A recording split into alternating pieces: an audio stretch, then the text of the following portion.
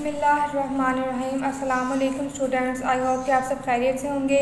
आज हमने अपना यूनिट नंबर 3 का रिव्यू करना है कि हमने यूनिट नंबर 3 में क्या पढ़ा था। यूनिट नंबर 3 का नाम था नेटवर्क्स। ठीक है, हम अपनी रोज़मर्रा ज़िंदगी में बहुत ज़्यादा काम जो है वो इंटरनेट के थ्रू कर रहे हैं। हम वीडियोस देख रहे होते हैं, हम ऑनलाइन लेक्चर्स ले रहे होते हैं, मेल्स को रिसीव कर रहे होते हैं और जितने भी काम हैं वो सब इंटरनेट के थ्रू हो रहे होते हैं। और ये सब काम जो है ये इसकी रिक्वायरमेंट होती है कि एक कंप्यूटर दूसरे कंप्यूटर से कनेक्ट हो ताकि एक नेटवर्क बन सके। ठीक है, जो कंप्यूटर्स हैं वो आपस में वायर्स के थ्रू भी कनेक्ट होते हैं और वायर्स के बगैर भी कनेक्ट होते हैं।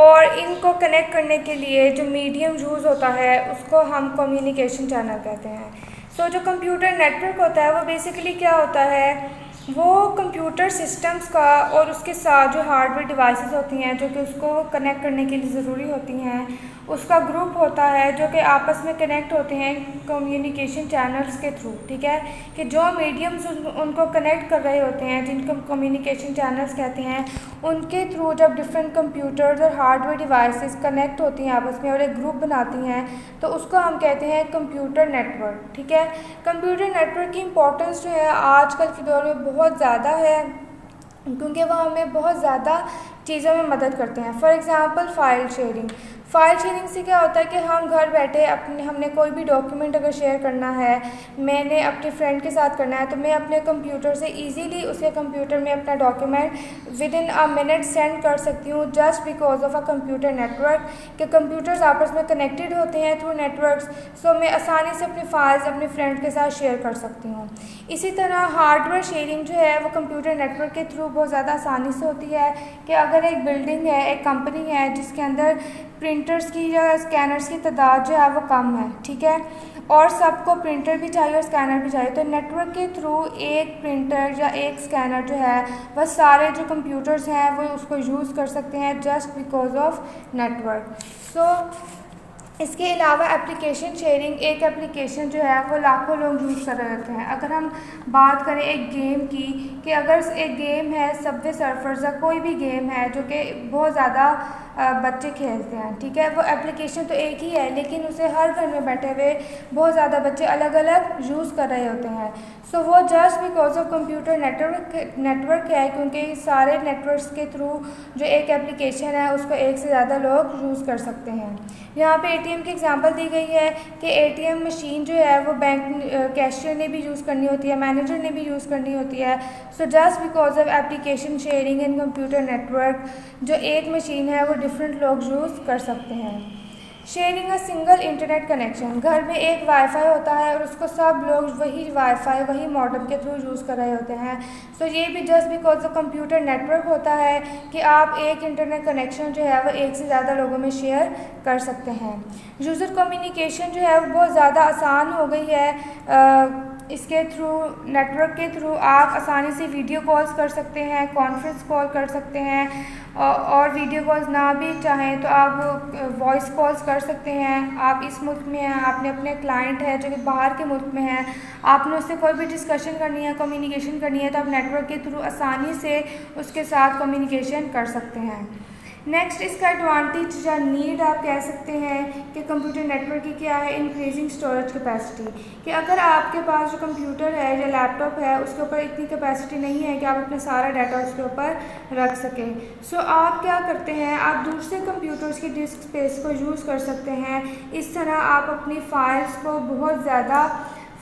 को अपने कंप्यूटर के बजाय दूसरे कंप्यूटर्स पे रिमोटली स्टोर कर सकते हैं। जैसे कि आपको क्लाउड की सर्विस हासिल है कि आप अपनी फाइल्स को क्लाउड पे रख सकते हैं जिसकी जो स्पेस है वो बहुत ज़्यादा होती है। This is just because of computer networks के जो सारे कंप्यूटर्स हैं वो आपस में कनेक्ट होते हैं और वो आपको बहुत ज़्यादा फैसिलिटेट कर रहे होते हैं आपकी रोज़मर्रा ज़िंदगी में। आप कम्युनिकेशन घर बैठे कर सकते हैं, आप अपनी फाइल्स को, आप अपनी हार्डवेयर डिवाइसेस को शेयर कर सकते हैं, आप अपनी स्टोरेज कैपेसिटी को इंक्रीज़ कर सकते हैं। आप सिंगल इंटरनेट कनेक्शन जो एप्लीकेशन, एक सिंगल एप्लीकेशन जो है वो एक से ज़्यादा लोगों में शेयर कर सकते हैं।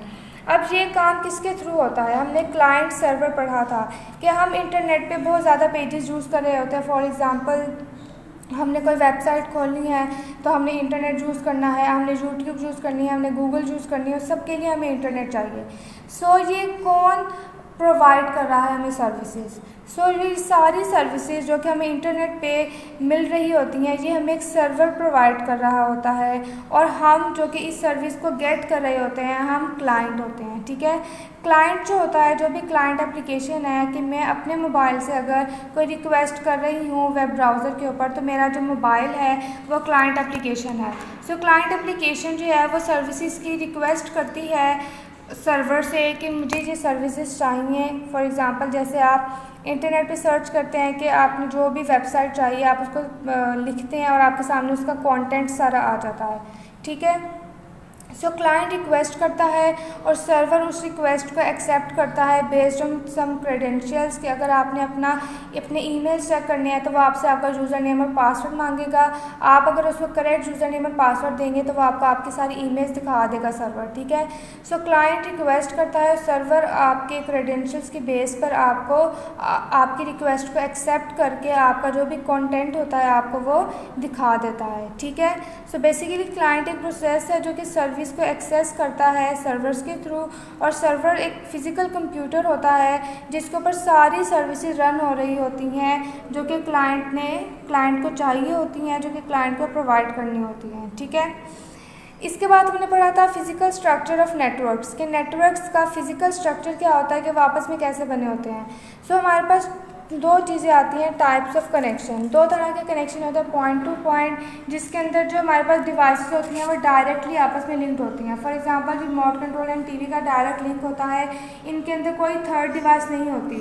जबकि मल्टी पॉइंट कनेक्शन में आपके पास एक लिंक होता है सेंडर और मल्टीपल रिसीवर्स के दरमियान में, कि एक ही सेंडर होता है लेकिन उसको रिसीव करने वाले बहुत ज़्यादा यूज़र्स होते हैं। ठीक है, सो मल्टी पॉइंट कनेक्शन में सिंगल डिवाइस जो है, सिंगल लिंक जो है वो बहुत ज़्यादा डिवाइसेस यूज़ कर रही होती हैं। इसकी मोस्ट कॉमन एग्जांपल वाईफाई है, कि एक घर में रहते हुए एक वाईफाई बहुत ज़्यादा लोग यूज़ कर रहे होते हैं। सो ये मल्टी पॉइंट कनेक्शन होता है।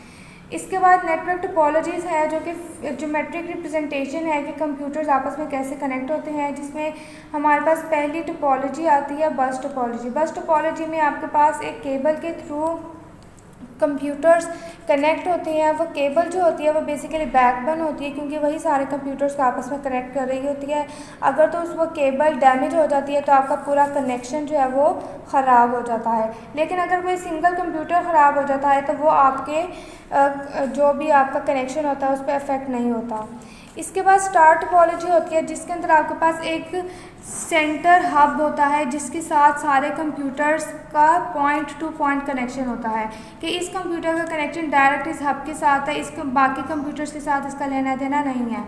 सो अगर आपके पास इस पूरी टोपोलॉजी में, इस स्ट्रक्चर में कोई एक कंप्यूटर ख़राब होता है तो वो दूसरे कंप्यूटर को अफेक्ट नहीं करता है, लेकिन अगर आपका हब ख़राब हो जाता है तो उससे आपका पूरा सिस्टम क्रैश कर जाता है। उसके बाद रिंग टोपोलॉजी होती है, जिसके अंदर आपके जो एक कंप्यूटर दूसरे कंप्यूटर के साथ अटैच होता है, मतलब कि एक कंप्यूटर के साथ दो कंप्यूटर्स का कनेक्शन होता है, और अगर एक कंप्यूटर का कोई भी एक कंप्यूटर में आपके पास इशू आ जाता है, सो आपके बाकी दोनों कंप्यूटर्स पे भी अफेक्ट होता है। ठीक है, इसके अंदर आपका जो डाटा है वो यूनिडायरेक्शनल होता है, कि डाटा या तो आप क्लॉकवाइज सेंड कर सकते हैं या फिर एंटी क्लॉकवाइज। ठीक है, और इसके अलावा आपको इसमें किसी सेंट्रल डिवाइस की ज़रूरत नहीं होती है कनेक्शन को बरकरार रखने के लिए।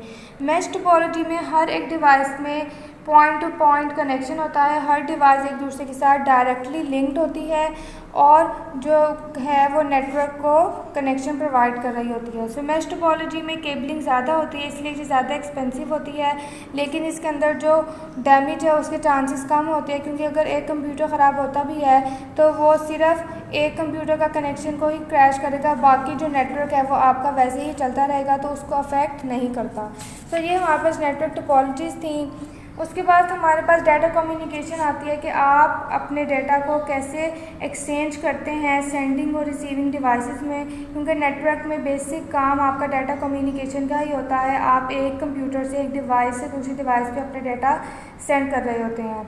सो एक कम्युनिकेशन सिस्टम में आपके पास डिफरेंट कंपोनेंट्स, सेंडर होता है जो कि डाटा को सेंड कर रहा होता है, रिसीवर डाटा को रिसीव कर रहा होता है, मैसेज वो डाटा या फिर इंफॉर्मेशन होती है जो कि कम्युनिकेट होती है सेंडर और रिसीवर के दरमियान में। और फोर्थ मोस्ट इम्पॉर्टेंट कंपोनेंट होता है प्रोटोकॉल। प्रोटोकॉल बेसिकली वो रूल्स होते हैं जिनके थ्रू कम्युनिकेशन हो रही होती है। ये एक एग्रीमेंट होता है कि सेंडर ने डेटा को कैसे सेंड करना है और रिसीवर ने किन बेसिस पे, किन कंडीशंस पे उस डेटा को रिसीव करना है। सो प्रोटोकॉल्स डिफ़ाइन किए जाते हैं। इसके अलावा ट्रांसमिशन मीडियम होता है। मीडियम बेसिकली वो फिज़िकल पाथ है जिसके थ्रू सेंडर और रिसीवर आपस में कनेक्ट होते हैं, ठीक है। जो डेटा को ट्रांसफ़र करने के लिए यूज़ होता है। Medium copper wire, fibre optic cable भी हो सकती है, वायरलेस वायर्स के थ्रू, और वायरलेस भी हो सकती है माइक्रोवेव्स के थ्रू, ठीक है। जो वेव्स के थ्रू आपकी डेटा कम्युनिकेशन होती है वो वायरलेस होती है, और जो वायर्स के थ्रू होती है उसको आप फाइबर ऑप्टिक के थ्रू होती है या कॉपर वायर्स के थ्रू होती है। उसके बाद हमने कंप्यूटर नेटवर्क मॉडल्स पढ़े थे। हमारे पास TCP IP सूट होता है प्रोटोकॉल्स का, ठीक है। इंटरनेट जो है वो लेयर्ड कम्युनिकेशन मॉडल यूज़ करता है जिसको आप ट्रांसमिशन कंट्रोल प्रोटोकॉल मॉडल कहते हैं, जिसके अंदर आप अपने डेटा को एक जगह से दूसरी जगह सेंड करते हैं डिफरेंट प्रोटोकॉल्स को, डिफरेंट रूल्स को यूज़ करते हुए। तो इसके अंदर आपके पास सबसे पहली लेयर आती है एप्लीकेशन लेयर, ठीक है, जिसके अंदर आप सिर्फ मैसेज से कंसर्न होते हैं कि मैसेज में क्या लिखा है, आप क्या सेंड कर रहे हैं, ठीक है। आपको नहीं पता कि क्या नेटवर्क है, वायर्ड है या वायरलेस है, कौन भेज रहा है और किसको जाना है। इसके अंदर आपका इससे कोई ताल्लुक नहीं होता है, ठीक है। ट्रांसपोर्ट लेयर जो है वह कनेक्शन इस्टेब्लिश करती है क्लाइंट और सर्वर के दरमियान में, और ये इस मैसेज को सेंड करती है, लेकिन अगर कोई एरर होता है तो ये मैसेज को सेंड नहीं कर सकती, और जो भी आपका कंप्यूटर है उसको नेटवर्क के साथ डिसकनेक्ट कर देती है, ठीक है। At this stage port number is added with message header. आपके मैसेज हेडर के साथ पोर्ट नंबर ऐड किया जाता है ताकि वो जो जिस डेस्टिनेशन पे आपका डाटा जाना है उसको आइडेंटिफाई कर सके। सो ट्रांसपोर्ट लेयर के अंदर आपने अपने हेडर में डेस्टिनेशन एड्रेस बताना होता है। नेक्स्ट लेयर आती है नेटवर्क लेयर। नेटवर्क लेयर क्या करती है, वो आपके डेटा को दूसरे नेटवर्क पर मूव करती है। So a chat messages transfer to other WiFi router, कि आप जिसको भी डेटा सेंड कर रहे हैं अगर वह डिफरेंट नेटवर्क पे है, सो नेटवर्क लेयर एक नेटवर्क से दूसरे नेटवर्क पर डेटा को ट्रांसफ़र करती है, ठीक है। नेटवर्क क्या करती है, वो सारे मैसेजेस को हैंडल कर रही होती है। वो ईमेल्स भी हो सकती हैं, हमने पिक्चर्स भी हो सकती हैं, वॉइस मैसेजेस भी हो सकती हैं, वर्ड की फाइल्स भी, कुछ भी हो सकता है मैसेज में। नेक्स्ट लेयर है data link layer. Data link layer क्या करती है, वो मैसेज को सेंड करती है, कनेक्ट करती है सर्वर को सेंडर के साथ, ठीक है। If you are chatting at home with the wifi connection then the data link layer send message from your computer to the wifi router, कि आपने जब मैसेज सेंड करना है वो पहले आपके रूटर पे जाएगा और फिर वो दूसरे नेटवर्क पे ट्रांसफ़र होगा। सो डेटा लिंक लेयर क्या कर रही होती है, वो सेंडर को सर्वर के साथ कनेक्ट कर रही होती है और फिर सर्वर उस डेटा को फर्दर आगे डेस्टिनेशन पे भेजता है। फिज़िकल लेयर क्या करती है, वो फिज़िकल मीडियम को हैंडल कर रही होती है कि इसमें केबलिंग यूज़ होनी है या माइक्रोवेव्स यूज़ हो रही हैं, किस मीडियम के थ्रू जो है वो डाटा ट्रांसफ़र हो रहा है। तो ये हमारे पास नेटवर्क लेयर मॉडल था जिसके अंदर डिफरेंट लेयर्स होती हैं जो कि डिफरेंट काम परफॉर्म करती हैं।